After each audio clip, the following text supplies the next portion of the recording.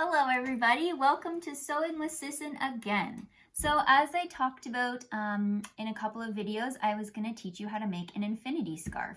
So an infinity scarf is really quite simple to do, and it's actually kind of like making a gigantic scrunchie. The process is the same, so many of you have done that before and you kind of know what to do, but I'm going to walk you through how do you do that. So the first thing you need is some fabric that's suitable for making an infinity scarf. You want something that's very drapey, that has like a nice flowiness to it, because that's sort of how scarves sit on us. You don't want something that's too stiff or too rigid, or it's just not going to work the right way.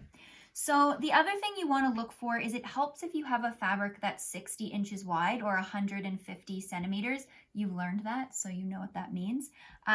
Give or take a few inches. It's okay if it's like 54, 55, but it helps if it's that width, because then you're going to get the actual correct drapiness to give you that nice fullness around your neck. If you have fabric that's not as wide, you can also add pieces to it. But usually if you're buying something that's flowier, they're usually wider fabrics anyway, so you should be good.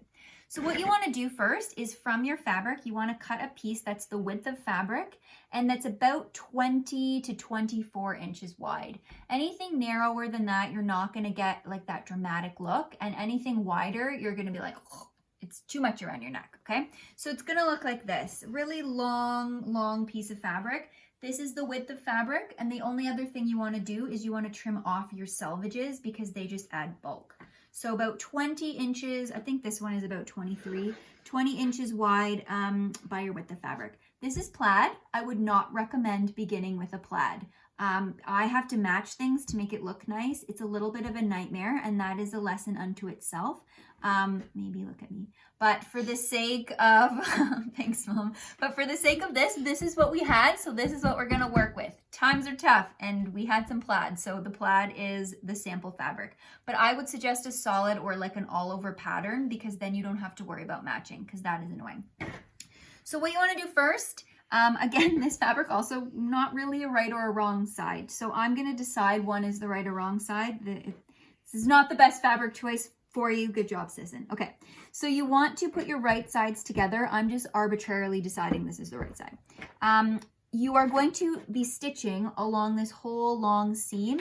The trick with this is that you don't go from the top to the bottom, because that doesn't leave you a space to actually do the flip and make the infinity. You actually want to start about 4 inches up from the bottom and 4 inches down from the top, because you need to leave yourself some space. So you're going to pin all of that together, and you're going to leave yourself 2 gaps.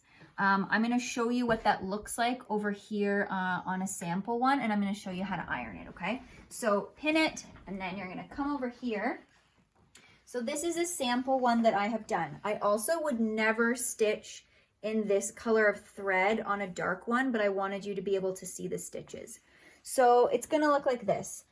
Leave yourself, this gap is not quite big enough. I ignore, see, even I make mistakes. 4 inches on the bottom, 4 inches on the top. So that will allow you to do the flip. You want to make sure that your seam allowance, I used about a 3/8 of an inch, because this fabric frays and it moves. So you want to make sure that you give yourself enough so that you're not getting any holes. So once you've done that, what you need to do is you need to flip this right side out. Voila, magic. And you have to iron this seam. Why, may you ask? Well, if you leave it till the end, it's really hard to do. You want to try to do it now. So this is tricky because you want to iron it to one side, but your fabric is like kind of hard and you can't see it. So because this is a tube, it actually works really well if you put your hand inside it. And you want to aim to get that fabric to go that way, your seam allowance to go that way. It works a lot better, and it's really tricky at first once you get started, but you can feel it that you want to push it up. And then with your iron, you're going to iron that all up so you're getting a really nice seam. Please note how nicely I matched my plaid. It makes me happy. So you're going to do that all the way up. So this is what it should look like. Sorry, my arm is in the way. That's what it should look like when it's done. So a nice creased tube all the way up, 4 inches open at the bottom, 4 inches open at the top, okay? Then what you're gonna do is we're gonna come back over here and sit. This is the tricky part. So here's a sample that's been done. It's been nicely ironed for you. It has a nice gap at the top. I did this one the right way. Nice gap at the top, nice gap at the bottom, nice even press. Okay. This is the tricky part because this is how you make the infinity.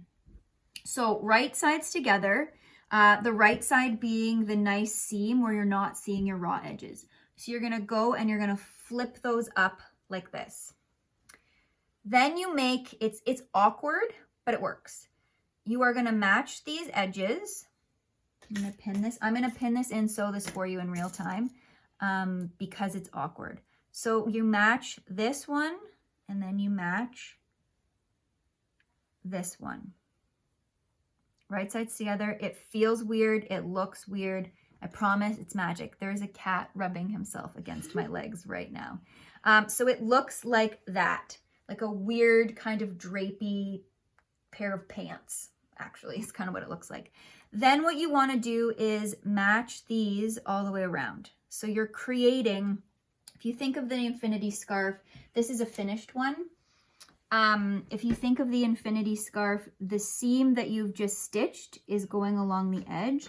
You are stitching right now the join to create the infinity, which goes all the way around. So it's really awkward to sew, but it works. And when you do it once, you're like, oh, okay, I get it. So I'm going to pin this, probably not as many pins as I actually would put in it. Sorry if this is boring. I don't know if I have any good jokes for you. The nice thing about plaid, again, I wouldn't recommend you do it, but the nice thing about plaid is because there are lines, they actually help you balance it and keep it from not putting like too much fabric on one side or too much fabric on the other side and getting any tucks in it. So this is like real time. This is a lot of pressure. This is like sewing Olympics. This cat is really wanting to be on camera. Theo, you should jump up here. Come on. Here we go. Say hi, Theo. There you go. Hi, Theo. So this is pretty typical in our household that as we are sewing things, there is a feline in our midst. So this is where it starts to get a little awkward because you're stitching like really strange bits. Theo. Oh my gosh. Okay. I think what I'm going to do at this point, because I've actually pinned down quite a bit of it, is I'm going to go over to the machine and I'm going to start sewing. And I actually do this sometimes where I will stitch a little bit and then I'll readjust it and I'll pin another chunk because you're stitching this really awkward curve. So we're going to go over to the machine. I just wheel, but she has to walk. Okay. So again, I like to do this on about a 10 millimeter line, which is right there. Really important that you're back stitching. Oh man, this is like pressures on here. Okay, but I'm going to show you what I mean about adjusting. So you're going to start stitching, back stitch the heck out of that because you don't want it to come undone. Keep that on your 10 millimeter line and you go, how is this ever going to work? As you stitch it, you can kind of adjust this curve a little bit. I feel like I need to have a manicure. It's like really quite funny. Oh, and pins. Sorry, my hands are in the way. So you're gonna go around and around and around and around. Those pins are there. All of a sudden you're like, oh, this is kind of making a little bit of sense. I really hope I don't mess this up. That would be really embarrassing.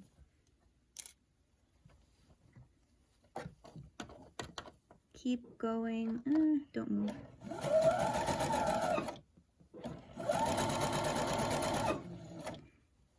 And here we go. Okay.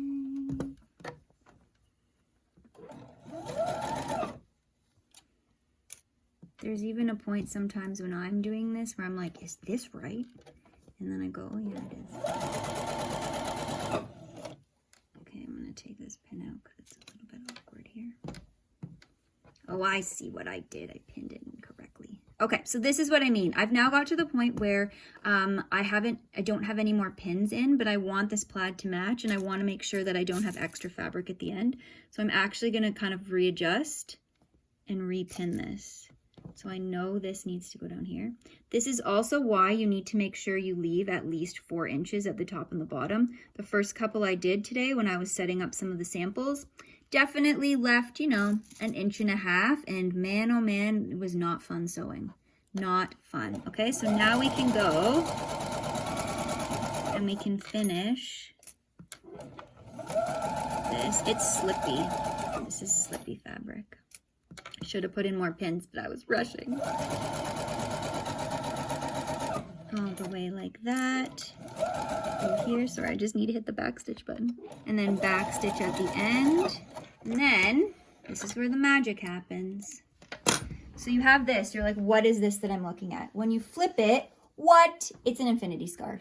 It's magical. Magical, it's magical, okay? So the last step is really simple. I'm gonna take you back to the machine, or not the machine, back to the iron and just show you how you finish this up. And then you have created yourself a beautiful garment. So we're gonna go all the way over here, high-low, all the way over here. And this is where I'm gonna show you what you do to create, to fill up the hole. So this is the great thing about this iron. This is a big loop and you can just loop this right on here. So what you need to do now is you need to join this. So this is why we ironed ahead of time, because this crease now along here is beautifully pressed for us. So we can just flip this, because what we want is that seam, that long seam to go along the side, and that big loopy horseshoe that we just did to go like this. So what you now need to do is you want to press these seams to the side. I'm not going to show you, you know how to do that. I just showed you how to do it. But you want to press those seams to the side first so that they're nice and even. And you can kind of, I would do this side and then flip the scarf and do the other side so it's going nicely. Then what you want to do is you need to tuck this under. So you're going to basically iron. I don't want to hit the phone. I did that last time. You're going to iron this. This is not so beautiful. I have a better sample to do. Iron this all the way along. Iron the other one all the way along. And I'm going to grab the sample. I think it's right over here, actually. Where is it? I know I pinned this one. Right. Okay. So sorry, I ran out of the other fabric, so you get a different one. So I've ironed this, and then you pin that join in place. So you basically follow the seam allowance that you had done all the way along here, and you just iron that on either side. Like I had kind of done here, either side. You would obviously iron this, and you're gonna match them. Match them once this is tucked in, match them like that. Look how nicely that plaid matches. I'm so proud. And then you are gonna pin them in place like it is done right here. Then we're gonna do last little bit at the machine. We're gonna go back over here. And you're gonna stitch right along the edge, or as I like to say, you're gonna stitch kind of like on the edge of the cliff without falling off the cliff. This is why it's important to use a thread that blends in and not something that's like glaringly the wrong color. So find where your gap started. You're gonna stitch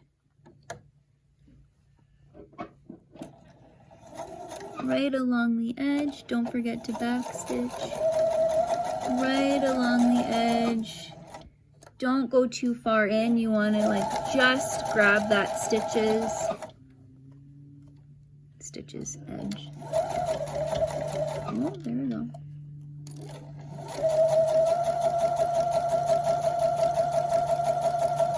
Don't forget to back stitch. And then you're gonna pop that off.